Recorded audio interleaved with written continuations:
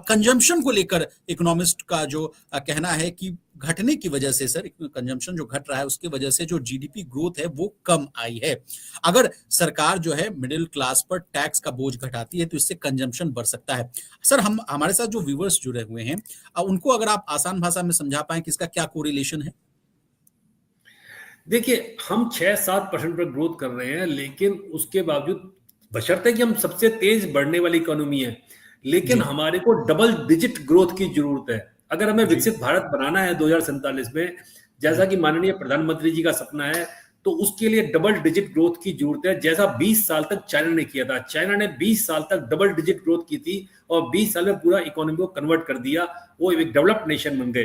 बिल्कुल सही कहा है कि देखिए, सबसे बड़ी जो पावर है परचेजिंग पावर, अगर परचेजिंग पावर मिडिल क्लास के पास होगी, वो सबसे बड़ा कंज्यूमर भी है।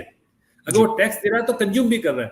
और आप ये समझिए कि अगर उसकी टैक्स, उसकी जेब में पैसा होगा, जैसे मैंने कहा कि अगर आप 15 लाख पर 1,40,000 रुपए टैक्स दे रहे हैं, उसको घटाकर आपने कम कर दिया, तो जो पैसा उसकी जेब में बचेगा उस पैसे को स्पेंड करेगा। जब वो स्पेंड करेगा तो दो फायदे होते हैं। नंबर एक, इकोनॉमी को बूस्ट मिलता है क्योंकि सर्कुलेशन बढ़ता है। और दूसरी बात क्या होती है कि जब वो स्पेंडिंग कर रहा है तो उसमें आपको इनडायरेक्ट टैक्स, जीएसटी कलेक्शन आपके पास में आ रही होती है। यानी आपको डायरेक्ट टैक्स नहीं भी मिला तो इनडायरेक्ट टैक्स आपको साथ साथ मिल गया।